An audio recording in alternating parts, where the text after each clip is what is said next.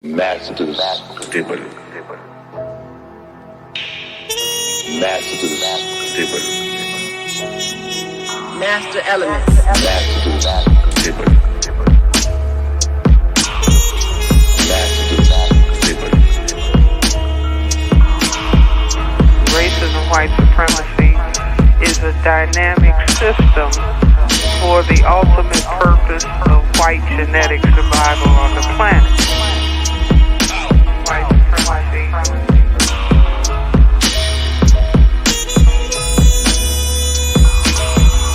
You are in an evil system, a system that is designed deliberately to produce evil thoughts, to produce animosity, to produce violence. Introduction to African civilizations and man-garden civilization. Masters table. Masters table. Master elements. Masters table. Masters table. Master elements. We dedicate lives to the study of history. They didn't tell us that if you give up the man, you're going to take one of these things and it's worse and it will destroy your nation.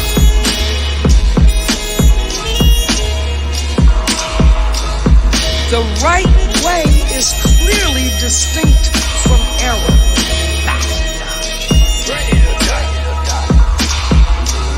Racism is a competitive relationship between groups of people who are competing for the ownership and control of resources, wealth, and power.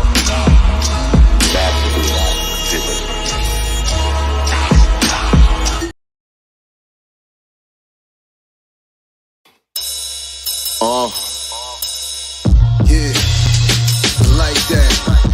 Let's see what's in the God's mind. Listen. All right, here we are, family. Here we are. Peace, everybody. Welcome to another episode of Sincere Love the Godcast. This is the Black Business Showcase. I am the God Sincere Love, and I'm not joined by my normal co-host tonight, Nicety Girl. She got the night off, but I do have a guest host that will be holding it down with me tonight. And so before I introduce our guest host and let you know who that is going to be, let me ask everybody, as y'all coming in here, make sure that you hit the like button for me. Make sure that you share this out on your social media platforms and let everybody know that we are live with another episode of the Black Business Showcase. And so as always, we're going to have another great guest for y'all to break down some business game in the sports world. I think this is something different from anything we've done before. So this should be a real good one. Also, if you're not subscribed to us on YouTube, we got 2 YouTube channels popping out, man. The new channel I definitely want y'all to subscribe to is the Godcast Enterprises YouTube channel. That's our brand new channel that we are building up on YouTube. We on the road to get 1,000 subscribers on that YouTube channel. But some of y'all may be tuning in from the Sincere Love the God channel, and that's fine as well. Just make sure you head over to the Godcast channel and subscribe. Click the notification bell so you can be reminded whenever we go live with new episodes or whenever we drop new content. Definitely appreciate that, family. And so, yeah, like I said, Nicety Girl got the night off, but I have a guest host with me tonight that's going to help hold things down. And so let me introduce y'all to our guest host, the young God, Ty Weezy. I don't got my clappers. I want to. Oh, there you go. There you go. Sir. What's good, everybody? What's good? It's your co-host right here, man. Y'all can subscribe to my YouTube channel and stuff. I got funny content. But tonight we focusing on the Black Business Showcase and the Evolution Sports Complex. So let's get into that. Yes, indeed. And so for those of y'all that don't know, Ty Weezy is a Godcast member. He is part of the Godcast officially. And he's also the son of our lovely co-host here, Nicety Girl. This is Nicety Girl's son, for those of y'all that don't know. Ty Weezy, tell me a little bit about yourself before we get started, man. How old are you? I'm 18 year old. You know, I'm trying to lock in on my business. You know, stand on business. You know, everybody trying. Oh, you standing on business? Oh, always. Everybody trying to tell me, you know, I'm 18, so I got to do things their way, but I'm doing it my way. Everybody want me to, you know, go to college and do all that boring stuff. I'm not doing that. I'm going the YouTube route. I'm gonna see it through to the end. Right now, I'm working in construction, but I'm finna boss up from there. Get my own crib before 20, maybe. I'm trying to do big stuff. I got goals. Trying to drive a Maybach by 25 years old. Not mad at you at all. Not mad at you at all. And you know, you definitely well on your way, man. We proud of you over here, man. We see what you got going on. You know what I'm saying? So just keep pushing it, man. You're gonna be great. You're gonna be great. We're gonna have to get you on here as a guest, you know what I mean, once you get your business off the ground too. Yeah. You know what I'm saying?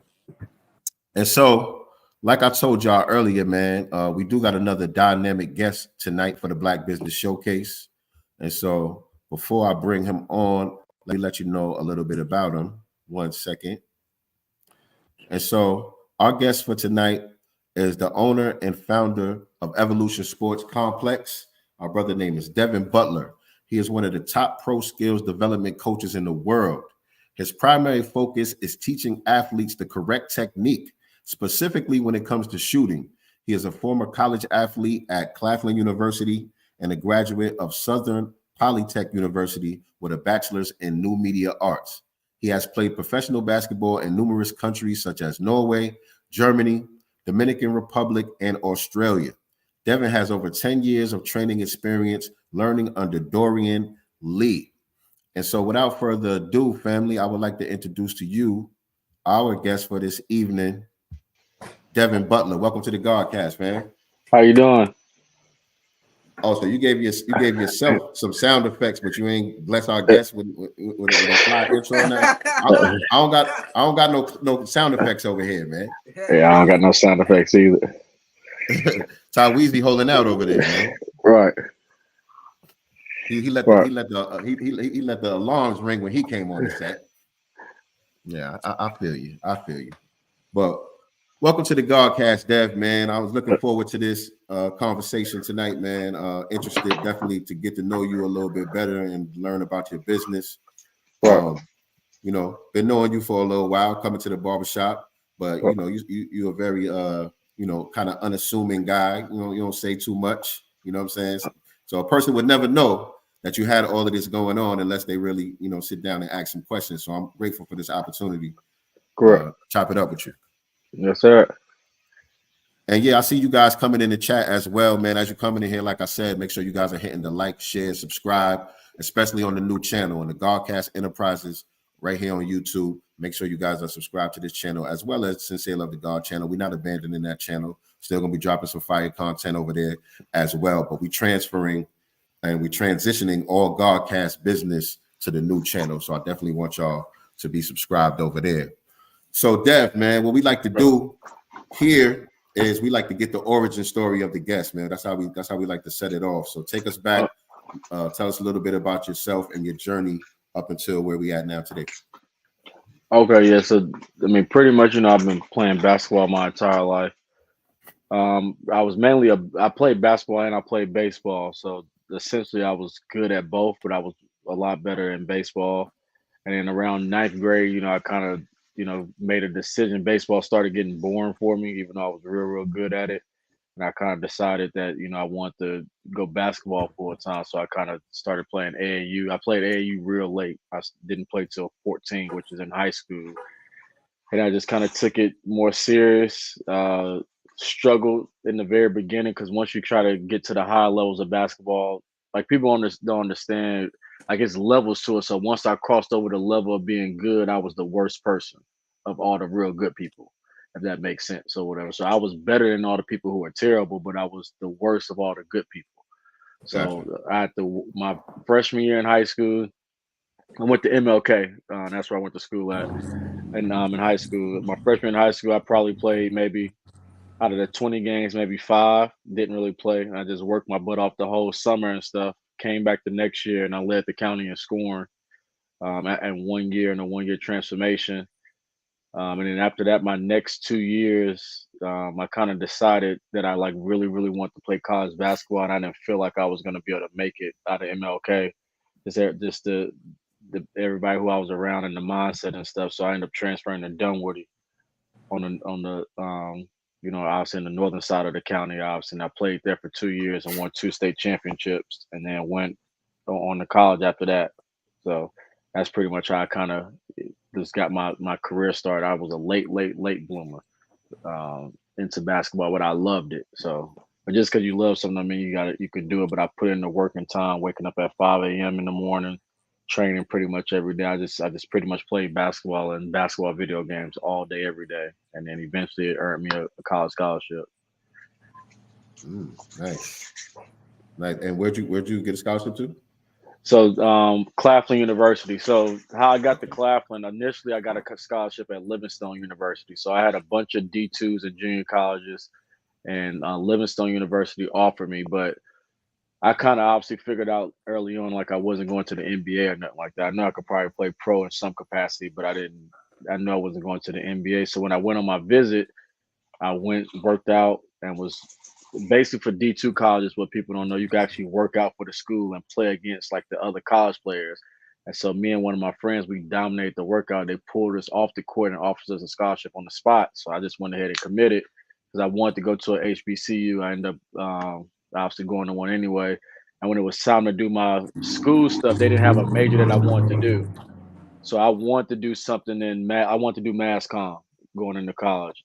They didn't have anything I wanted to do at Livingstone. So, I mean, I told the coach, like I said, hey, coach, there's nothing that I really want to do, so I'm probably going to decommit.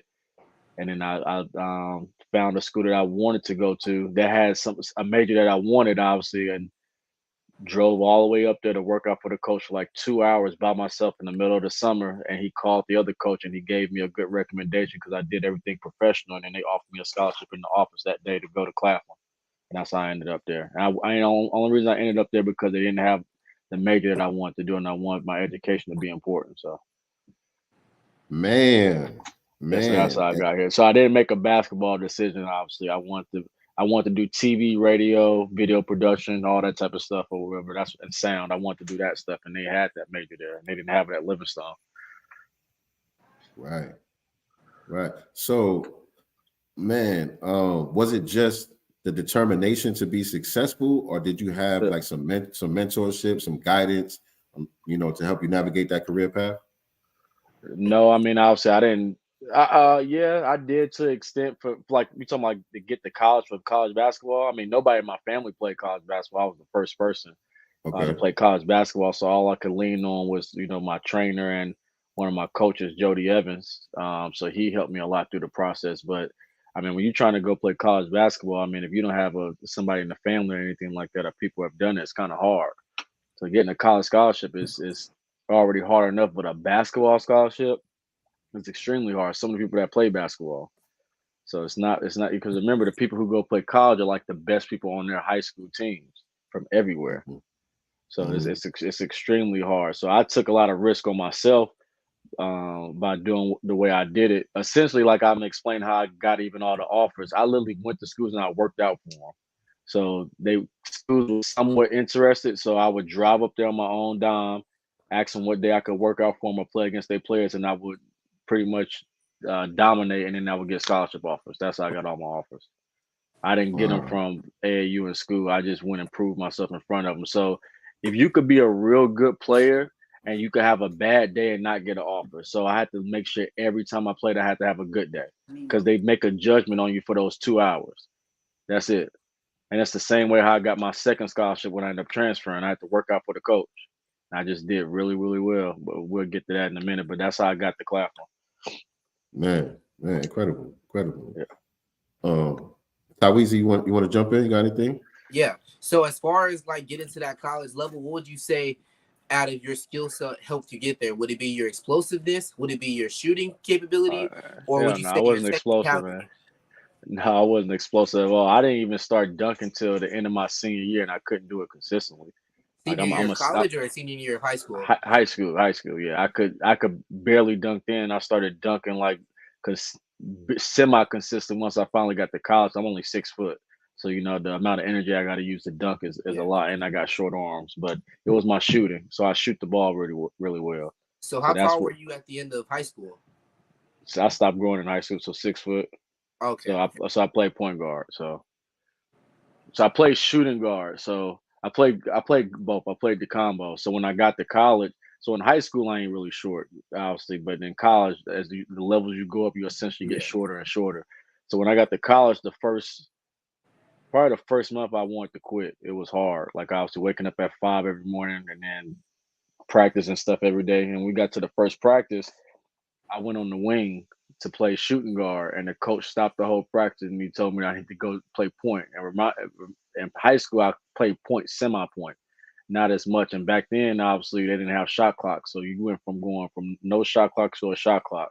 It's like this was like my first college practice. It was a rude awakening. Yeah. And I had to go from playing the wing and to playing point guard. So I did that literally in a 1 month span, basically, kind of retaught myself how to play point at the college level. I want to go back just a little bit from that freshman year in high school. After that freshman year, you said that summer you just went real hard. Yeah, so freshman year I played at JV at MLK, and everybody played in front of me. So I was as a freshman, back then they had to call you if you made the team on the last day of trial. So I was one of the people that got a call, and it was 15 people on the team. It was 7 freshmen and like 8 or 9 sophomores. And so I was like on the third team. I hardly played. And then the season just wasn't, I was barely playing. I would go in blowouts. And then one day we was playing a school called McNair High School, and everybody was just playing terrible. Like they were just playing bad. And the coach said, well, shit, since everybody playing bad, I'm just going to put Devon in the game. So like he basically did it as a slight, like, well, since y'all ain't doing well, I'm just going to put you in the game. And so then I started the second, this is at halftime. So I started the second half and I ended up scoring 16 points in like 8 minutes. And we was losing. I brought the team back, did all that type of stuff. And only reason I came out the game is because I got tired. So remember, if you're in the season and you're not getting any playing time, you're pretty much losing your stamina because you're only kind of doing so much stuff in practice. And then after that moment, I was like, man, I could really play. And I just worked. So I still really didn't play the rest of the year. And I just worked my butt off that whole summer. And when I came back the next year, once it went to that summer, I led everybody in scoring this summer at Middle Tennessee State. That's where we had our summer camp at. And then they put me on varsity. And so think about it, I went from JV not playing to varsity, and I was like on the second team at varsity, but I wasn't going to play as much. I'm like, I'm not about to do that again. So I went back down to JV and led the county and stuff in scoring the whole entire time. I made all first team all county and I averaged 27 points a game. And the year before I averaged 2 points a game. Dang. And we lost in the semifinals to Southwest DeKalb. What was the major keys for you that summer to make that type of improvement? I mean, my parents, they got me a goal in the backyard. So when they got to go in the backyard, I just went out there every single day. And then, like I said, I would play basketball all day. I would work out in the mornings. I had like the jump shoes. Those like the shoes they had in the East Bay magazine. So I would do all that type of stuff. And I would just play all day. So when the sun come up, I would go outside and I would play, and then I would work out, and I would just go to different neighborhoods and play different people and stuff. I think I'm 33. So this was when we were still playing outside and all that stuff. Yeah. Right. And then I played AAU that summer. I played high level AAU that summer, and I just gave him all. Like I got to travel a lot and see like how good other people were, and it just kind of elevated my game from there. So that when I came back from that summer, I made like a big jump, and that's pretty much how stuff kind of took off. But in the first game of the season, I ended up scoring 30 points in a double overtime. We ended up beating Lithonia, which was their rival, and then it just took off after that. We only lost 2 games that year. But yeah, I didn't even play the whole year before. I feel it. I had to go through a little moment like that, but like more with football. I had a terrible coaching staff. It's like, you ever heard of a poverty franchise when they talk about sports? I was on a poverty franchise. Like my first year playing football ever was my freshman year, so 13 years of age.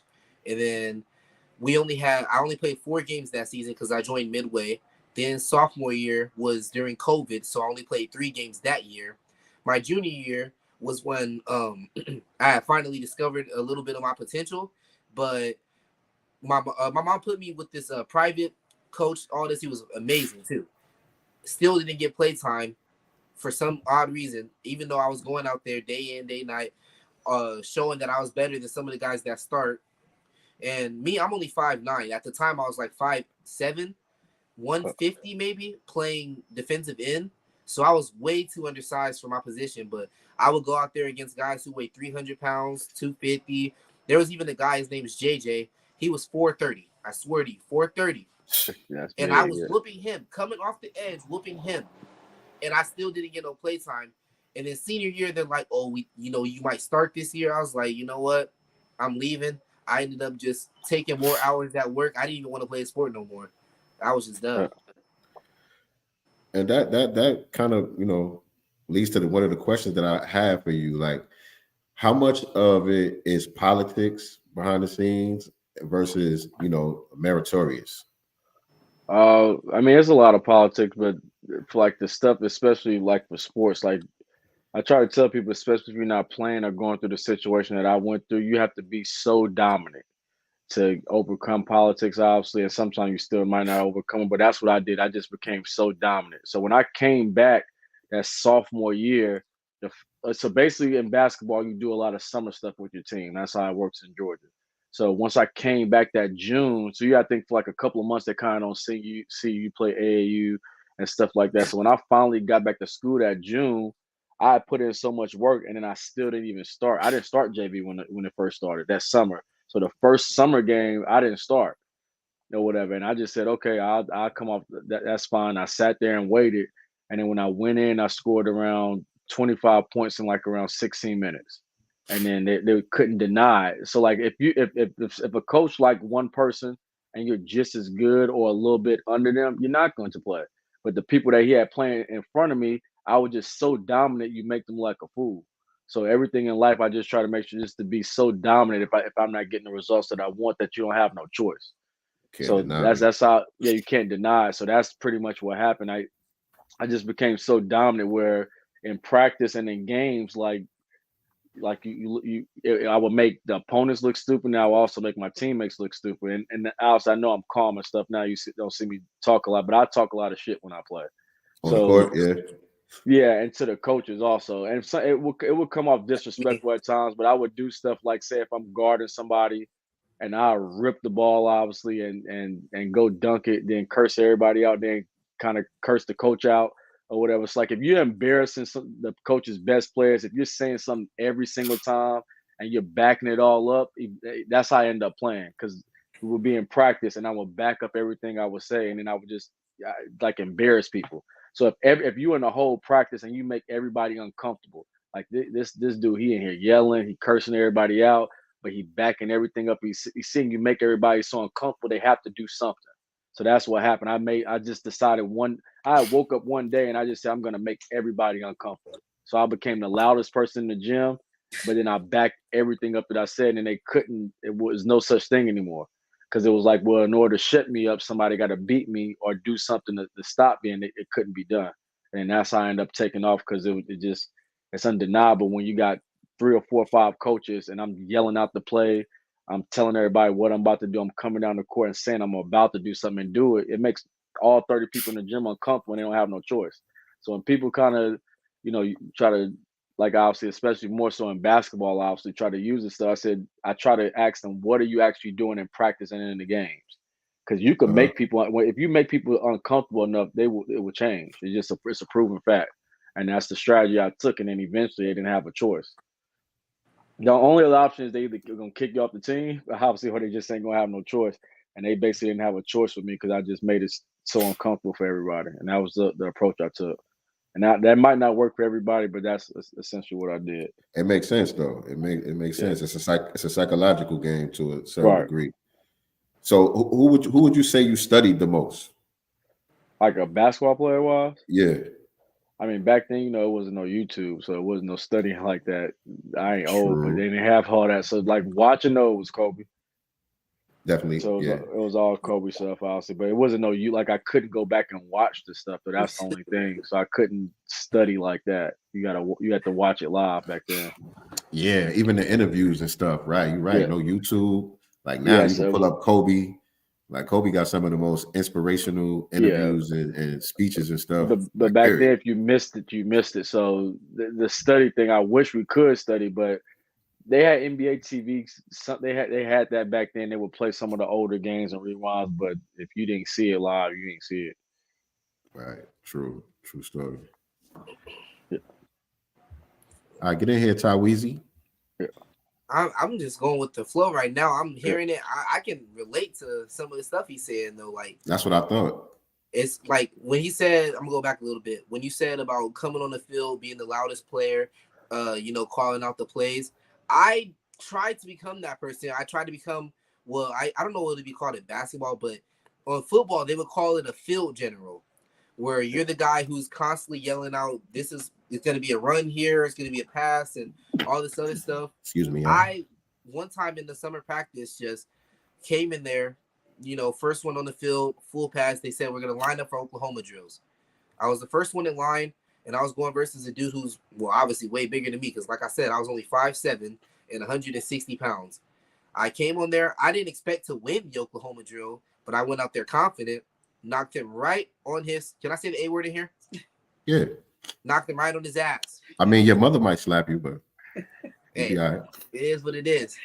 But I went right in there, knocked him on his ass, and then I threw the ball at him. Like, I know it's bad sportsmanship, but at that point, it was like, you kind of fed up after being used at halftime or only playing like for special teams. Like, they would be like, hey, Taiwan, we want you in special teams. Go block this guy. Okay, go out there, get a big hit, and then they don't put me in anymore. Like, it was the only time I get in the game was last quarter or special teams or if we're down by 50. And I have screenshots of our team losing like 10-60. Like, that's how bad we were. And I had the option to transfer, but I didn't go for it like an idiot. But I missed out because the team that I would have transferred to went 8-2 and they lost in the semifinals. So Dev, let's get into this this pro career. How did that come about? Where'd you go first? Give us that journey. So I stayed at Claflin for 3 years, and then I don't like losing, so we kind of started losing, and coach, obviously we were real dominant. So once you become real dominant, obviously once you get to the college world, you're trying to do everything to keep your job and recruit. So he kind of started recruiting a little differently, obviously, basically like the microwave procedure, when you kind of recruit guys who are D1 and JUCO transfers just to try to replenish the talent. And so I'm a whole believer. I don't do the whole favoritism thing. So if I tell you something to follow a certain rule, obviously, and then Taweezy go and do the same thing, and I don't say nothing to him, that's bitch made. Like, I don't like that type of stuff, obviously. Like, I don't believe in that type of stuff. If I tell him something and tell you something and I don't say something to him, obviously that really irks me. So that stuff started to happen. And so I decided to, I need to go somewhere else because I just didn't believe in that style of system and stuff. And also on top of that, the world was changing. So this is 2011. And I saw graphics and apps and all that stuff. And so, like I said, I was only 34 credits away from graduating when I transferred. And I just didn't believe mass communications. Like, I was doing like TV and radio stuff and doing sound. And all I had to do was take my sound sets to do the stuff in the studio. I just didn't feel like that was viable, like, to get a job like that. And then like the video production and all that stuff, I learned how to do all that. Like, once you learn how to do it, you pretty much learn how to do it. Wait, you was feeling like that because the technology was changing? So like, I remember the iPhone had just came out, apps were starting to become popular, graphics were starting to become popular. So I was doing like TV and radio and journalism, all that type of stuff. So mass comm is TV jobs. Them jobs don't come up that often. All those jobs in the news stations and radio acres and all those stuff, those jobs are hard to come by because people keep those jobs for 20, 30, 40 years, especially at that time. So I said, well, let me learn all the skill sets, which I honed in on video production. And I switched my major to new media arts. That's how I learned how to do graphics and all that type of stuff. So I basically taught myself a trade. So that's how I make all my own clothes, logos, and designs and everything. Because I learned everything already. I said, well, I don't need to finish it up. I need to learn how to do graphics, how to build apps, how to do more technical sound stuff, what I saw, how the world was changing. So I ended up transferring to Southern Polytech. And then obviously I played basketball there too, so I came back home. So I pretty much learned everything in mass comm because I was 34 credits away from graduating. Then I learned everything in art. So then I put them together, and that's how I learned so much. That's how I know how to do many things. Yeah, it just seems like you was like ahead of your time a little bit. You know what I'm saying? Usually when you're young like that, you don't really have the discernment to pick up on like, okay, the world is going in this direction. Maybe this ain't the best option for me. Maybe I need to pick up some of these skills, especially without somebody, you know what I'm saying, mentoring you, telling you, look, this is what's going on. We got to make this pivot here or whatever. You're doing this on your own at a young age. Yeah, I changed my major. So I was, like I said, 34. No, I actually wasn't even 34. I was like 26 credits away from graduating. So I transferred, and then I had to do an extra 69 credits. Because when you transfer, they only let you take like around 90 credits. And then I had to do 2 years in summer school just to finish graduating at the other school. Also, I still had 2 years of basketball, so I didn't care. But that's what I did because I saw how everything was changing, and I knew I needed to have more skill sets. And so I just did that. And then so when I graduated, so essentially to bag up, obviously I never worked a job before. So back when I was in school, I started a production company called DAB Productions. And I got the name of it because I just used my initials. So during that summer, so essentially when I transferred from Claflin, this I got to this get tied to score. This I got to the pro level. When I transferred from Claflin to Southern Polytech, I essentially sat out a year. So when I sat out a year, now I'm behind all my friends. So in the summer, that's when they have the NBA Summer League, and that's when they have all the pro scouts that come to Vegas. So now, since I ain't graduated with all my friends, everybody's in Vegas. They're in Vegas in July. So I'm sitting at home and they all out there and everybody's texting me and all that stuff. And I'll say, I'm not out there because I still got another year of college. And then I just decided to go out there one day. So back then, Southwest had flights where if you was a student, you could get on for real cheap. They had like a standby program. So I went out there, I took my camera out there. My homeboy was playing out there. I said, I'll film some behind the scenes content and film some of the games and stuff like that. I flew out there to Vegas and ended up going to Summer League. And then I went to the summer camp. How you get overseas, you have to go perform in summer events and camps with agents and stuff like that. And the coaches come from overseas for Vegas because they're already there to see the people in the Summer League. So I went there to film my boy just do behind the scenes content. And at the camp there, it was like one of the biggest camps, and they just got a new director, and they didn't have nobody filming the whole camp. These people pay $500. They didn't have nobody filming. And so I'm filming my boy, and then all the agents and officials come up to me, ask me, can I film for them? And I'm not really there to do that. And I said, yeah, and they want to buy the film from me. And so I ended up giving away some business cards and stuff. And the last business card I gave away was to the director of the camp. And he kind of blew me off as a white guy. His name is Chris Warren, and he's my agent to this day. He blew me off. And so I stayed at the Bally's Hotel. It's not called the Bally's no more. It's called the Horseshoe. So I went, and this is 2012. So, they had taxis back then. I don't know if you know what a taxi is. You've been in a taxi before? That's how So before they had Ubers and been in a taxi. So before they had Ubers and before you had Ubers, you had to get a taxi. So you had to call a taxi to go to like a taxi area. So I was at UNLV and you had to get a taxi, and it was expensive. You got to have cash on you because that's how you got around. And I went to sleep because I was tired. Everybody knows a 3-hour time difference. I went to sleep and woke up, and I had 30 missed calls and like 25 voicemails. Because I gave business cards to everybody in the gym to say, hey, I'll come back and film the next day if they want to film so I could make money because I want to get my trip paid for. And the last call, I stopped checking the voicemails, and I said, let me check one more voicemail. I checked the last one, and the last voicemail was the director of the camp. And he said, hey, I apologize for blowing you off. Everybody's getting on me because I'm not filming. It's my first time doing it this year. He said, can you come back and film? I ended up going back to the film. And they said, all right, so what's the name of your company? I don't have no name of no company because I don't have no company. So I just used my initials, which is Devon Antonio Butler, and named the company DAB Productions. So they was filming. It was 2 courts for the camp. I'm by myself. And so he said, yeah, can you film both of these courts so everybody can get their film? And they had a track. And I said, man, how the hell am I supposed to film both courts and I don't have nobody else here? My boy is playing. He can't do it. He could help me in the games in between. And I just had to think real quick. I said, I got to hurry up and leave. I said, give me like 20 minutes.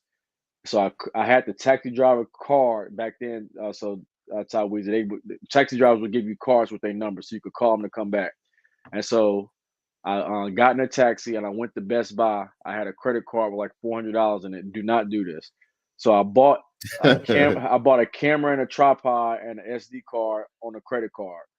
And then I went back and filmed the camp, obviously. So I went back up and I filmed it up top. So the cameras wasn't too far apart, and I set them up where I only had to move them a little bit. Filmed the camp, and then I went back and took all the equipment back to Best Buy. And then, because obviously I didn't have no money like that, so I called the Texas driver, went and set up all the equipment, and then obviously sold all of the film and made like $1,000+ So I took care of my trip. But then now me and the agent is cool now. So now I'm doing all his events, and then I still have a year worth of school left. So then obviously once I did all of that, obviously for a full year, I pretty much worked with him for a year because he partnered with my production company. And then obviously once I graduated, he took care of me and helped me get overseas right after that. So after I left school, I went to Spain, and then I went to Denmark and Germany. Then I came back home and I went to Australia after that.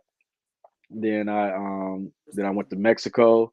Then I went to Norway. Then I went back to Australia, and then I went to Luxembourg. How long was each of these? Like the trips? Like how many games in a season? It depends. So like between like 10 to 25 games. Sometimes it'll be like 7 or 8. But this is like how I got overseas, because I played my last 2 years. My stats wasn't great. Like, so I only averaged like 8-9 points a game. Obviously, I played point guard, so I had good numbers, but I didn't average that much.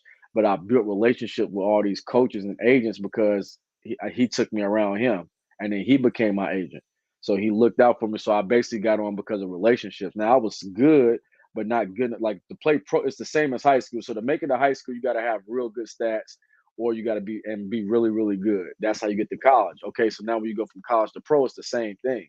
So just because you played in college don't mean you're going to play pro. But relationships is everything. So I built relationships and connections.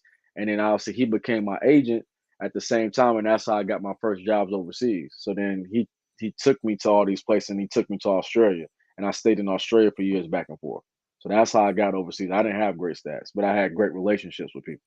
So how would you compare the competitiveness on the high school level, college level, and the professional level? I mean, back then when I was in high school, it was real competitive. Like the better high school you go to, you're going to play a competitive schedule. So my high school career, I went 108-18. So I really didn't lose games. I only averaged 4 to 5 losses a year at the most. Like I could show you this. Hold on, I could grab this right here. Actually, I want the plaques right here so y'all could see it. Let me see if you can see this on here. So like bowling. So like on here, up here. So you can see is it flipped or you can see it? No, we can see it. No, we see it. Yeah, so it's you see I went 108-18. So 27-5, 27-5. Last 2 years went 27-4. So I typically, and then when I went to college my first year, I went 24-2. So in a 5-year span, I lost 22 games and won like 130. So you must have had all the snow bunnies back then. I know it. I went to black schools, man. MLK, what snow bunnies was at MLK? Right. Hey, Martin man, Luther King High School. This Georgia, Tyrese. This ain't California. See, Tyrese, he out there in LA. It wasn't Hollywood in overseas. No, in college I went to Claflin University. That's the HBCU. And then my last 2 years, overseas. But no, overseas is different. If you play a sport, people like you, period. But that's how I got overseas. I just relationships basically. And I obviously had to do workouts. So the same way I did workouts in high school going to college, I had to do the same thing for the pro level. So I didn't just get contracts. I had to fly over to these places. My agent would take me, and I would work out for the teams, or I would play like in practice games and scrimmage games. So I had to do well. So you did have the agent. I had an agent, but I didn't have the stats, so he can only vouch for me so much. So if you already have the stats and stuff, teams just sign you.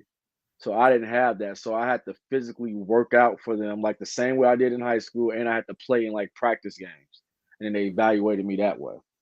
So if I didn't like to play the teams that I didn't do well and stuff for, I just didn't get signed. Has anyone ever told you? Has anyone ever told you that you look like James Harden? Yeah, I mean, he took my look though. Listen, my children used to call this man James Harden. Well, I used to have a big beard. He did. Yeah, he had the big joint, all that. But I had it for a long time, like even before he had it. I had it in college. If I showed you a college picture, I had it in college. Because I got the look. So, and where he got the look from is from Philly Muslims. So, like, and Sincere know that, like, so, like the barber, they got a barbershop called in downtown Atlanta called Philly Spiners, but the Philly guys and the Muslim, like Freeway and all them, when they would wear the beard, and they would have the chalk and stuff. So that's how I got it, because I had a Philly barber or whatever. And then when they cut my hair, he kind of messed it up, my fade up one time. So then he had to cut it into a mohawk, and then they do like the chalk and all that type of stuff. And he made it dark, and then he did my beard like that and stuff. So that's where that's where I got it from, and that's where James would have fired him. Yeah, I mean, no, but it wasn't like that. But like he was talking and stuff, so then he cut me in the mohawk as opposed to like a hot top fade. But it looked good though. So I said I kept it. So, but Sincere knowing the barber, like that's how they've had the beard and all that stuff like that forever, and that's where he got it doing from. that. But no, I don't know if nobody ever asked him the question, but like that's where he got it from, because that's where I got it from. They've been doing that. That whole thing that's old, because those guys are not supposed to touch so you're not supposed to touch the beard. You're supposed to let it grow out raw. But they went ahead and they trimmed it and they did the chalk and all that stuff. That's where that comes from. Style to it, yeah, right. That's exactly where it comes from. So that whole, when people say I copied off of Jay, no, I got it from Philly barbers, the Philly Muslim stuff. There, he got it from the same place. But it's not just the beard though, man. It's a striking resemblance. No, that too. Yes, it's that too. But the look, like the cut and all that stuff, like I didn't look at. He had it, and then I said, "Oh, I'm gonna try to get it." Yeah. No, it was I met a guy at the mall, and he was he was a barber from Philly, and then he couldn't end up cutting my hair like that. It's downtown by Clark, Atlanta. That's where all those different barbershops at. Yo, but I can relate to that, because most people that met me after the movie Belly came out, they swear that I got my name from Belly, because Nas' name was Belly. I mean, Nas' name was Sincere on Belly, and Nas my favorite rapper. But I already had the name before the movie came out. So you was copying. You're a fanboy. You're a fanboy. I don't even know if you're old enough to see Belly. Did you seen that movie? Me? Yeah. No. You ain't seen none of those. It's a classic. It's a classic. I'm a youngster. It's a classic. I stay within my age range. As far as movies, no, you gotta go back. You go back to the music. I mean, at least I know about Bruce Leroy. Is that good enough? That's my favorite. One of my favorite movies. That's one of my favorite movies too. Yeah, that's good. But yeah, that's basically how I got overseas. So and this from January to March, I played in the DR. So I went back and played again the last 2 years in the Dominican Republic. Oh, so you still playing? Yeah, that's why sometimes when you just see me disappear, I'll be gone. Okay, that's what's up. Yeah, I don't be here. I'll leave. Would you ever assume that it's too late to start playing? Yeah. Like, what would you say is at a point where, all right, now you just got to give up? Like, what age range or what physical capability, or where would you say? If you're trying to play like in college or something. Like, if you're trying to play college overseas, when would you tell a person that now it's just time to stop? Like 16. You said when? 16. 16. You feel like is when a person should just give up? You know by that time, obviously, because I mean at the end of the day, it's the amount of hours that you have to put in. So that's the part that people like. I used to watch House and Young and the Restless and all that stuff, because that's what my grandmother used to watch, and she would have we were watching. I used to live in Louisiana, and they had the antennas and all that stuff, so I would watch stuff like that. So just because I like something or feel that I should be doing something, don't mean I'm gonna do it. That don't mean I'm capable of doing it, right? So Like Tyrese, like obviously, like for your if you had a toothache, would you let me fix your teeth? Say it again. Like if you had a toothache, right? Would you let me fix your teeth? What is a toothache? A Like toothache. a toothache. Like if you had a toothache or if your teeth Oh, a was messed up. toothache. Yeah, like if your teeth was messed up, would you let me fix your teeth? No. No, right. You would tell me I'm crazy. So in basketball, when people say they want to play in college or pro, but haven't put the work or time in, right? I say the same thing. Like the amount of hours that I had to put in, like so put it like this, I suck at the pro level. Just telling you the honest truth. At the pro level, I'm not that good. Like I don't know if I average like 7 points on a pro level. Because I had to get all the way to this level. Every level you go up, you got to start over. But so I'm so good, but I'm terrible at this highest level. Like so for me, like if I play against regular people, if I went to Lifetime or LA Fitness, when That's I what I was go to about that to stuff, say. yeah. So I dominate when I go to those places. When I play against other college players, I'm real good. Then when I go to play with my pro level guys, unless I'm working out a lot, obviously it's hard for me to sustain that level of speed and stuff like that because I'm not athletic. I'm not super tall. It's hard. So on a pro level, I'm down here. I'm back I down kind here of again. disagree though, because you said at 16 a person should give up, but Yeah. I've done my research on some of these things. Russell Westbrook, it took him until his senior year before he became a star. Because he was my height. He was 5'7" up until his senior year where he shot up to 6'3". Then he finally started getting looked at. Did a year I think before going to UCLA. Michael Jordan got cut twice before he even made his high school team, and now he's the greatest of all time. So Mike didn't get cut twice. He went out for varsity and they put him on JV. Russ had a 6-inch growth spurt. But the thing is, we're talking about people who put in work also. I'm talking about the kid who don't play, don't do anything, and they just want to play, obviously. So that's what I'm saying. If somebody's not putting in the work and the hours, yes, you need to give up because you're wasting your parents' time and your mom's time and people money. So like when people want to just get up out the bed to just try to play basketball, obviously it's not fair to the people who do it every day. And some of the people that do it every day, they still not going to make it. It's hard to make it. Like people don't understand how many basketball. Like the state of California has over 1 million people playing high school basketball. So somebody who's sitting at home, like right now, in the state. So like the Clippers and Kings are playing. So it's a 16-year-old who might see this and like, man, I just want to go play basketball. Okay, what are they doing? I can't sit here and lie to their face and say you got a chance. No, you don't have no fucking chance. You just don't because obviously you're not putting in the time. So I train kids for a living, right? So I tell them and their parents, you come to me at 16, you trying to play varsity basketball and you ain't did nothing for the last 10 years.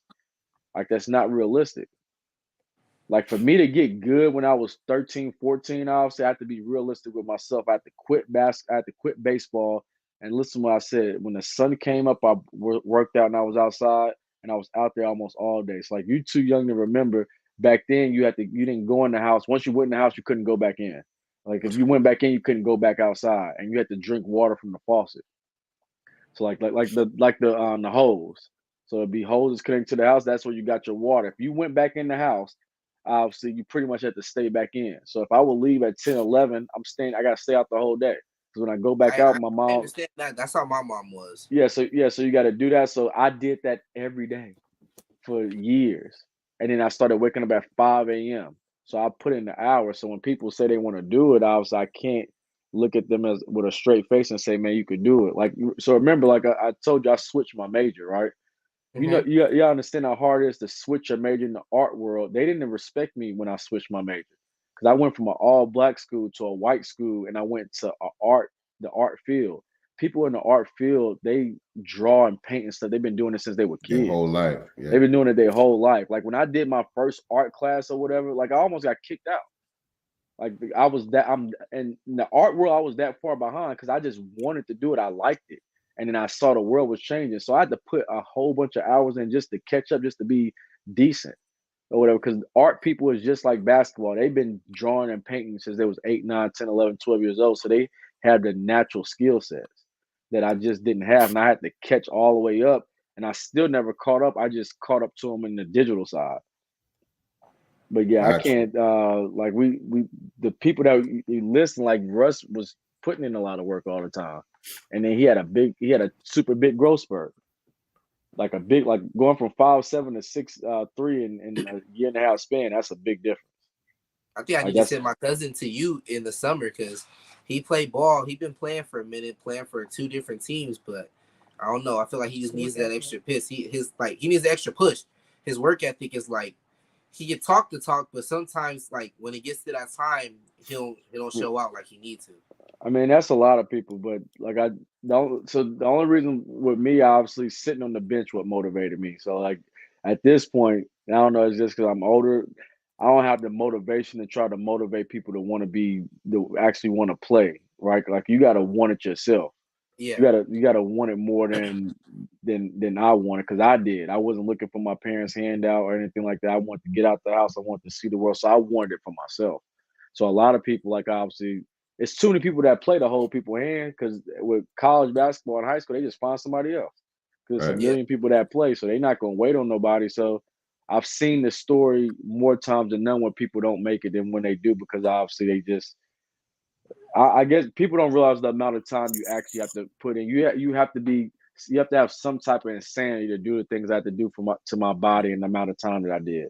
And you have to lose sleep, and you have to lose friends and all that type of stuff, because the basketball came first, and it got me to where I'm at. But it came first, and if you ain't willing to do that to get to those levels, then obviously it's not for you. That's real, man, and I'm inspired to hearing you. The mindset behind that, because I have a son that plays ball. He's a senior in high school now. He plays varsity for Mountain View, and he has that type of mindset. I mean, I could definitely say that about him. He's very self-motivated. I come in the house sometimes. He's sitting in front of the TV. He got the weights. He doing squats. You know what I'm saying? Or he outside dribbling. You know what I mean? He, like you said, up 5 o'clock in the morning. He don't wait on us. You know what I mean? He's very self-motivated.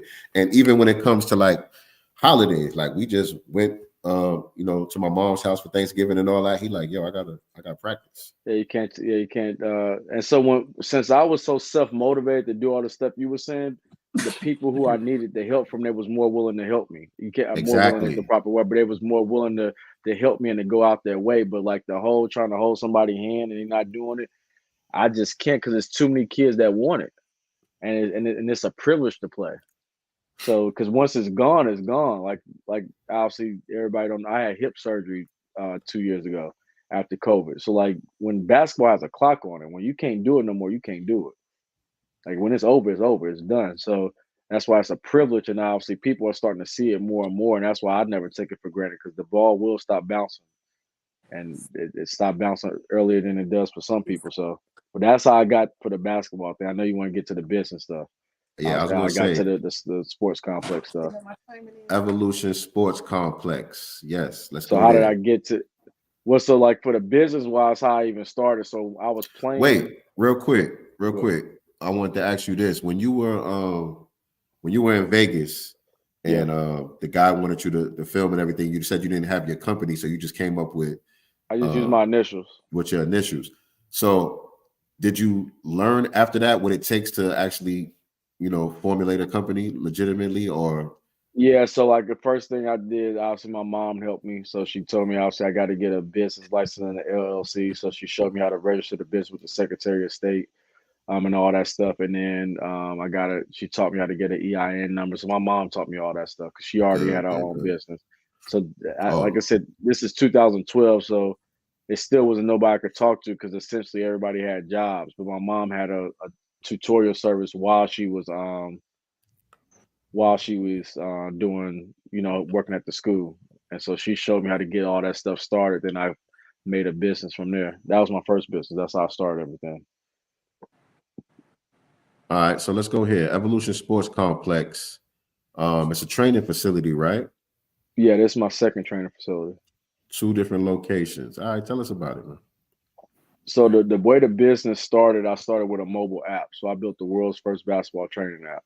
So if you type in Evolve basketball app online, obviously you can see old screenshots and stuff about it. So remember, since I switched my major, I learned how to build apps.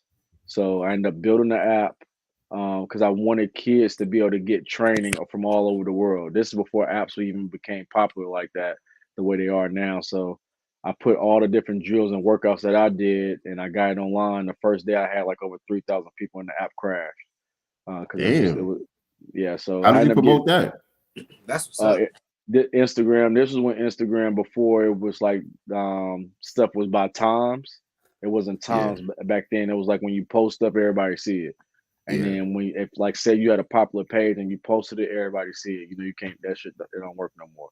So I there, and when the whole influencer thing was big. So so doing that type of stuff or whatever, that's how I promoted it. And then I ended up getting venture capital funding. So I ended up raising $330,000 for 10% of the company. So I ended up leaving Atlanta when I turned 27, and I flew to Germany, and I went to an accelerator program, and I stayed there for 3-4 months. I learned everything possible about business and how to run venture capital funding. And then obviously I gave a percentage of the company, and they gave me money for it. And then I grew it to like 100,000 users in a year and like 300,000 users in a couple of years after that. I ended up selling it to a company in China. Man. Yeah, so that's before I got to all this, but that's how I did all that. That's why I said I've always worked for myself. So I ended up leaving Australia. I was in Australia. Before I went to Australia, I was building the app, and I ended up leaving Australia to help my brother get into college. So the way how the app came about is I helped him get into college, but all the knowledge that I used to help him get into college, I want to give all kids the resources to be able to have that. And so I built the app with all that stuff in it. Incredible. So that's how I did that. And then when the app got big, I couldn't keep up with the server space, and it was growing too fast, and I ended up raising money for it. So I raised money through the Adidas family. So the Adidas family, they had an accelerator program, and they gave me money to, you know, make the app bigger and stuff. Mm. And then and so no, that's what I'm saying. And after 3 years after that, I ended up selling it. You ended up selling the app? Yeah, to a company in China that was doing the same thing. So I sold my IP rights, like I sold my designs, and I sold my film to them. And so was that the startup money for the complex? Mm-hmm. Gotcha. Yeah. So like basically I made them like 200 videos. I gave up all my other videos. I gave them a design. Obviously, and they used the app in India and China. Mm. Nice. And so these are the type of alternative career options for basketball players that most people don't think about. Right. You know what I'm saying? Most people it's NBA or bust. You know what I'm saying? Right. But you know, talking to you, it's like, you know, there's other opportunities out there, especially if you got an entrepreneur mindset. Correct. Yeah. So this is the second gym. So I took that money, and then I was able to open my first gym is in Chamblee, Georgia, on Peachtree Industrial. So I opened that gym up. That was 53. So I was training in the high school, paying rent. Then I ended up opening a gym in Chamblee. It was 5,300 square feet. And I've been doing that the last 2.5 years. And then it took me two and a half years to save money for this one. So basically 2 years. And then opened this one. This was 14,000 square feet. So I went from a high school court to 5,300 square feet to 14,000 square feet in a 4-year span. Oh, that's what's up. And so, like me and you talked about behind the scenes, I want to do a follow-up to this interview. You know what I'm saying? I want to come pull up at the sports complex. Right. Probably bring my son and a couple of his teammates and chop it up with you over there, get some footage of the facility and everything like that too. Right. So we need to plan that out real soon. I just got my new camera and stuff, so I'm ready to go. Right. But yeah, that's how I got to this one. Year? Say what? Fly me out too. I want to see it. Said fly me out. I ain't going to respond to that right now. But basically, this is a full complex though. So like this one isn't just basketball. So it has baseball, strength and conditioning stuff. It has this turf in there. We'll have an after school program for kids where we teach the kids. You know, they get their homework and they get to do a skill like on the court, and then we'll teach them like video production and graphic design and stuff. So basically, I'm gonna essentially make the kids the employees of the facility also. So you could teach kids at a young age how to do like the graphics and the video, because I've done it before in the elementary schools. Because I had a after school program as well. So that'll start in August. And so do you have, or will you get buses and stuff like that? Yeah, so we'll have the vans and stuff, and we'll pick the kids up out of school. So The after school, it's different parts of the program. So one of the parts is called Digital Arts by Design. I pretty much used my initials again for it, but pretty much that's what we teach them: video production and graphic design. So I did the program in the inner city at Dunbar Elementary and schools in Mechanicsville. And so we basically taught fourth, fifth, and sixth graders, third, fourth, fifth, and sixth graders how to do like video production, graphic design, like the real stuff that I do on the computer. And then at the end of like the 12-week course, they're able to like do all their own stuff. So like they'll do like 6 weeks video, 6 week graphics, and then the kids will switch. So I do that at the gym, and then they also get their homework, and then they'll be able to do basketball or baseball training or strength and conditioning or whatever. And so when the parent picked the kid up from school, they did their homework, they didn't learn a skill set, they didn't got to play, they didn't did everything. So all they're doing is going home, is going to basically shower and going to bed and chilling basically. Sign me up. Do you have a virtual version of this, like an online course, or is everything strictly physical? No, we actually pick the kids up. I mean, we'll eventually get to that, but we're sincere though, like it's a bunch of schools in the area where the gym is at. So it's only like the kids like in a 7-8 mile radius. So how many kids would you say you currently have, like a rough estimate? I only been open a week. That's why Sincere doing this. This gym just opened on this gym only opened up on Monday. Yeah, the gym opened up on last Monday, so it's only been open for 9 days. As far as like real estate, would you say that a sports gym is something that more people should look into to like generate a livable income? No, this life ain't for everybody. You said what? No, this life ain't for everybody. No, I don't recommend you just jump into it, because essentially when you get buildings like this, you have to pay. You either have to buy it or you have to pay rent. Essentially, it's just like an apartment. So if you buy it, if you got the cash, cool. But it's not for a building this size. You're gonna have to have like $1 million or so. So that means you got to take out a loan. So you essentially still paying rent because you got to pay the loan back every month. If you lease it, you're pretty much doing the same thing. If you don't program your gym properly, when it gets through the slow periods, you're not going to make enough money. So obviously, you could look up how much certain buildings cost and the rents and all that stuff costs on like LoopNet and stuff like that. So that building that you see right there is $14,000 a month. Yeah, I know. Yeah, so $14,000 a month. That's how much. That's not expenses. That ain't paying nobody. Right. So that's why you see so many gyms fail. Because the sizes of the building for steel buildings, that's why you see so many gyms open and close. It's expensive, and economies change, people pockets and stuff change, obviously. So if you don't program it right, where you're not relying on one thing, it will fail pretty easily. Yeah, that's why I think the after school program is a winner. That's a winner. Yeah, so like the after school program, there's a new 3rd, 4th, and 5th and 6th grader every year. Right, and it's reoccurring. It's reoccurring. You know, so after schools, for the most part, I mean, obviously, the kids are in school August, September, October, 3 weeks in November, 2.5 weeks in December. And then obviously you started back up again January, February, March, April, and a couple of weeks in May. And then obviously you have summer camps and stuff. So it's recurring revenue, but then also you get a lot of kids where they're going to get a lot out of it. So you have like the gym that you saw, it has baseball training, it has speed and agility and strength training, it has basketball training. We do basketball events also. And then the after school program, and then we also have like crowd therapy type stuff, like for physical therapy and those type of things.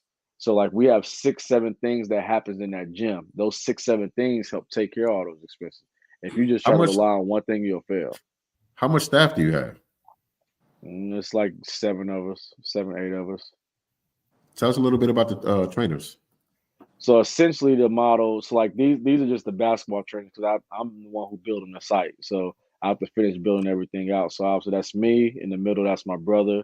Blair Woods, that's my co-owner. So essentially, if you do stuff like this, you want to bring in trainers that already have a following and people know, obviously, because you want to bring revenue into the gym and you want people that know what they're doing. And so that's what he is. And he's been real important to the project as well. And he's also supported the brand. Like that picture is an old picture, and that's him having one of my shirts.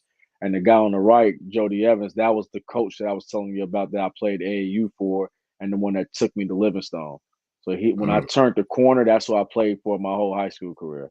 And so what I do is, obviously, like I said, I believe in, certain things in life. Obviously, I try to give back to people that's helped me.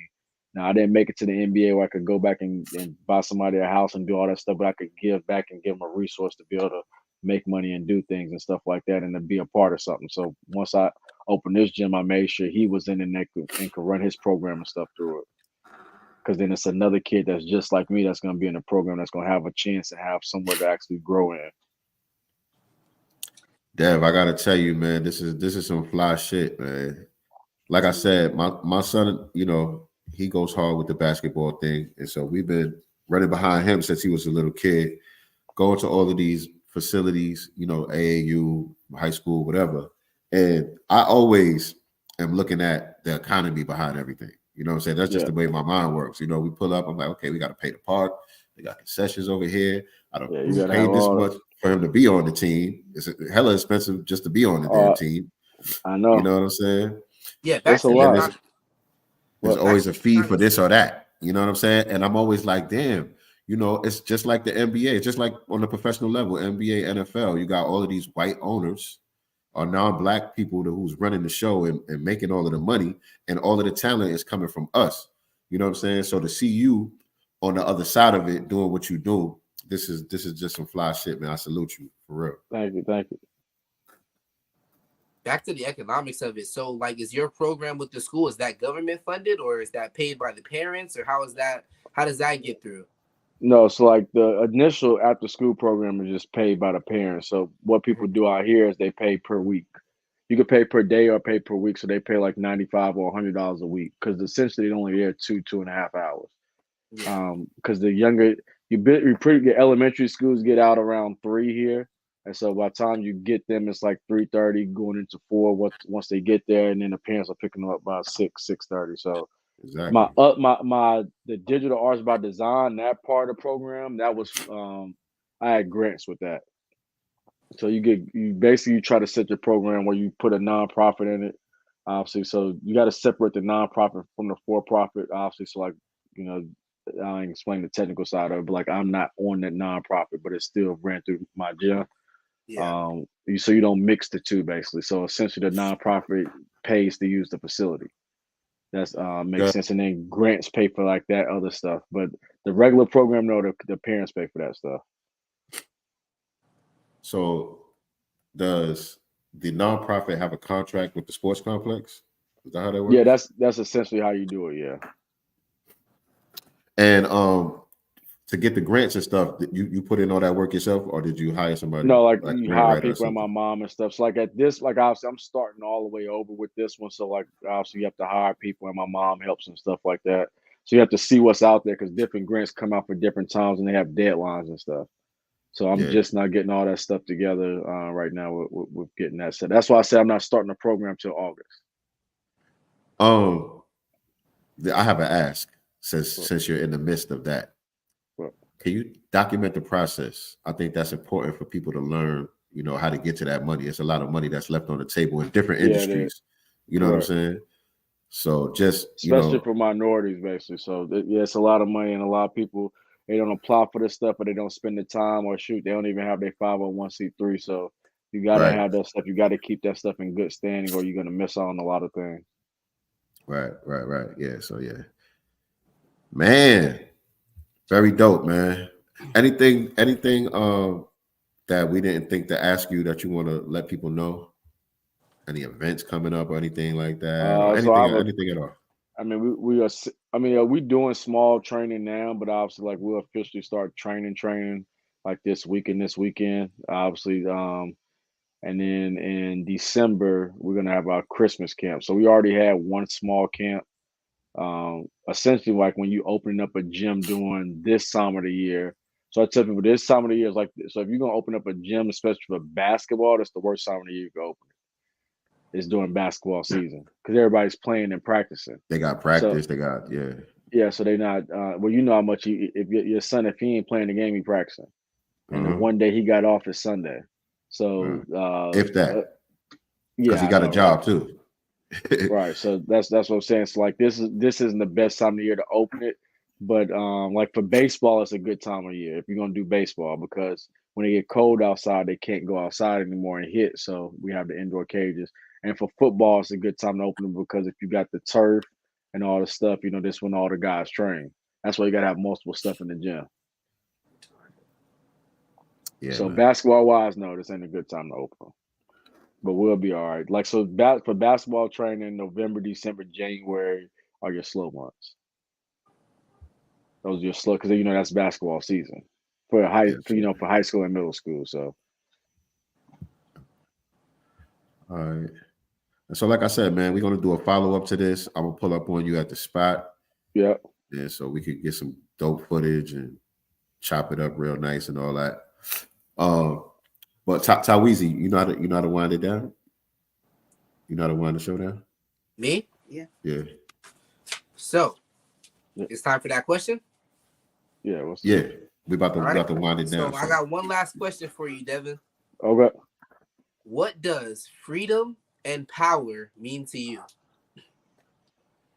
Freedom and power. I mean, shit, it's kind of like the life that I live now. So the power came, even I'm gonna go backwards, the power came from the knowledge that I instilled in myself.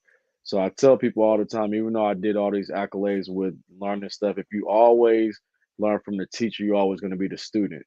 So you have to educate yourself. The power of the education and your own knowledge that you learn gives you the freedom to move around. So a lot of people can't say from the age that I actually started making money have never actually worked for somebody where I had to clock in at a certain time. I got up at 8, got up at 9, and clocked in at a certain time. So that power from my knowledge to be able to get me where I need to get got me my freedom to move around how I want to move around. So that's what it means to me. Power and freedom and power obviously is being able to change another person's life. So I have the power to change somebody's life and the freedom to do it how I want to do it. So I'm not obviously out here trying to watch everything I say and doing stuff like that because I have that freedom, obviously. But I got that from the power, which is my knowledge. So the education knowledge is the biggest thing. Like I said, you're always going to be the student if you're always learning from the teacher. The teacher, for the most part, just teach you stuff out of the book from what they know. So you're only going to know what they know if you only learn from them. And so that's how I kind of got. That's where I kind of got to where I have been in life, obviously, outside of prayer and good faith and works and stuff like that. But that's what it means to me. Dope, man. All right. So, this is the Black Business Showcase. And so how we normally end the show, I got to put you on the Summer Jam screen real quick. Oh, wrong button, my bad. And so now you have the microphone. You see, I got MJ in the background. Oh, yeah. That's the Wizards MJ, though. I don't even know if Taweezy was born yet. But. All right. And so now, you got the microphone. The entire Black community can hear you. Right. What parting words would you like to leave us with tonight? Just obviously try to support, one another in the community. So, like I said, I've been getting a lot of support so far because I wouldn't be here without the support and the people, like you all doing this interview and people coming into the community. We have to just keep doing a better job of doing it. Because a lot of times when we see these brands or people come out with these expensive things and people we don't even know, we're so quick to put it online or post it on social media or comment about it and stuff, but we're not blasting our own people stuff as much as it was needed. So, like if everybody in this community all just put it on their pages, put it on Facebook or anything like that, not saying I'm not doing great because it's only been open a week, obviously, but it would just be super well known. But if one of the celebrities did something, or like today,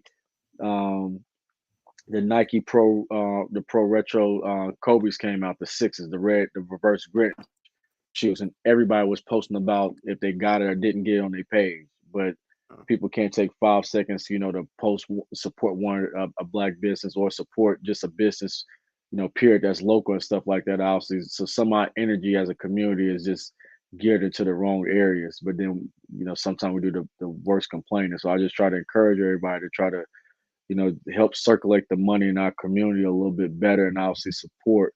And obviously don't support nothing that's not giving good service, because I don't care what business it is, but obviously we got to do better at that aspect of the stuff, because I see that now we're opening up this second one. So yes, indeed. And I can't But I can't disagree with anything that was said. I agree wholeheartedly, 100%. And I live that way. And you reminded me in the beginning of the show, I forgot to shout out my man, the GOAT, James King. This jacket that I got on right here, he was one of our guests. Yeah, I like that. Season 1 from the Black Business Showcase. He came through. Brother, out of Atlanta. Like I said, it's GOAT by James King. Real nice, real detailed, high quality stuff. Make sure y'all go check out my brother, GOAT by James King. He's on, all the social platforms. I don't know exactly what the website is, but I'm sure there's a link in the bio or something. But yeah, I caught this one on the Black Friday sale. Real nice. Okay. It look real nice. It look comfy because it's cold out here. For real. All right. So appreciate you coming through, bro. Like I said, we're gonna do the follow-up to this. Okay. This was definitely a good conversation. I appreciate everybody tuning in, tapping in with us today. You guys make sure that y'all do all of the YouTube stuff, like, share, subscribe. Me and Nicely will be back on Sunday for our regular broadcast covering current events, talking about everything that's going on out here in the world. And next week we have another guest for the Black Business Showcase. Young lady from around my way, actually. She's a salon owner and she's doing her thing. Real big right now. So we're going to have her on Chop It Up next week. So make sure y'all tune in for that as well. And again, the new channel, Godcast Enterprises, right here on YouTube. If you're not already subscribed, make sure you subscribe to the new channel because that's where we're going to be transitioning all of the Godcast content to as we move forward. Tyweezy, let them know where they can find you at, everything like that, your YouTube channel, all that good stuff. For all that, make sure you go tap in with godcastbooks.com. They got a package for the holidays going on right now. So head on to the website, find out about that. Like he said, yes, you can find Cyber Week sale. You get 2 for 1. So go pre-order the new book and you're going to get 2 for 1. You can find me on any platform, YouTube, TikTok, Instagram. You're going to find me under Tyweezy, Tyweezy. On Instagram, it's a little different. She loves Tyweezy. You can find me out there. Check me out. I got heat content. And that's a unique name, man. Everywhere. She loves Tyweezy, man. How you know? Everybody loves Tyweezy. Everybody loves Tyweezy. When I'm gonna make a producer tag, I'm gonna get a female voice to say, "We love you, Tyweezy." All right, watch. That's gonna be my producer tag. I don't even need an intro. This boy here, man. Yeah. Boy here. Don't hate the player, hate the game. No, I love it. Actually. Listen, man, when you free, man, you need to go watch the movie How to Be a Player with Bill Bellamy, and it's a little bit before your time, but you'll like it. Hilarious. I'll probably find it on Prime tonight. Yeah, it came out with like 98, 99, something like that. Yeah, something like that. Yeah. So, but it's a funny movie. So you'll like that character. That's who you remind me of.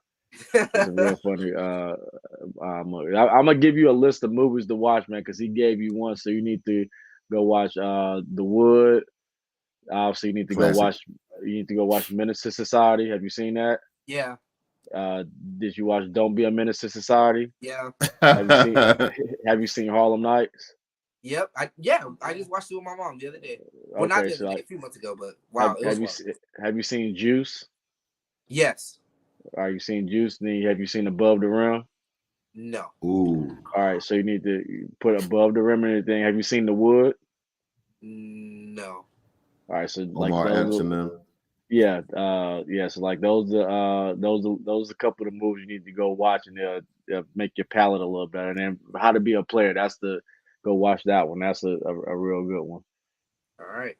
Yeah, how to Be a Player. Obviously, I'm assuming you already saw Boys in the Hood and stuff like that. I'm assuming you saw those. Yeah. All right, yeah. But yeah, those movies, and then Poetic Justice, you can watch that. I seen Poetic Justice. You seen Poetic Justice? All right, so yeah, so you got half of the movies down packed, but you need to go watch. Shout out to Nicely. Nicely be putting in that work. You know so yeah, so you seen the Malcolm X movie, the one with Denzel? I don't know, actually. I don't know. I've seen a Malcolm X movie. I just don't know if it was the Denzel. You got to watch it 30 times anyway. So yeah, you got to watch it. Yeah, and it's like 3 hours long, but you need to go watch. I think I probably watched the documentary or something. Nah, the Spike Lee movie. The Spike Lee movie. You need to go see Mo Better Blues. You need to you need to go see School Days. You'll learn about Greek life and all that stuff or whatever. You got after that, you're gonna change when you see all these movies. Yeah. Your mom knows. She's seen them all. Yes, indeed. I don't know with her. She's seen them all. I don't know with her. Yeah. She's seen them all, obviously. But yeah, I appreciate y'all having me. Like I said, we're gonna do the follow up in the facility soon. So hopefully before the year's out. Let everybody know where they can follow you at and how they can support you. So my main page, they got like 118,000 followers. That's Evolve Basketball App. So that's like the page I became famous on. The new page is called Evolution Sports Complex. So that one's brand new. But my main page is Evolve Basketball App. Follow both. Follow both and then pages. So those are the two pages that you can follow. And then my other one is Nuke 2K10. That's like my main, that's like my personal one for like all like so you can see like behind the scenes stuff and stuff like that. Obviously, and for those who don't know what a Nuke is, I mean you can look it up. That's some Greek stuff, right? Yeah, so it's Kappa Alpha Psi. So I'm a Kappa, but so I pledged when I was at Claflin University. So for anybody watching, that's Gamma News Spring 10. So I've been a Kappa for 13 years, going on 14. Okay. All right, family. So that pretty much does it for today's episode of the Black Business Showcase. We will see y'all all again pretty soon. Yeah, man, stay tuned. Y'all know, follow me. I'm at Sincere Love the God on all social media platforms. By the way, you want to check out some of the music, I'm on all streaming platforms. Just type in my name as well. And stay tuned for new content, new products, all of the good stuff that we got coming. 2023 is coming to an end, so 2024, we stepping it up. We stepping it up to the next level. So stay tuned. Yes, all right, family. All right. Just remember, I never want y'all to forget, we are not the master teachers. We are only the master students and signal boosters for the voices of the new Black media. And we are out of here with that being said. Peace and Black love. Yeah, like that. Let's see what's in the God's mind.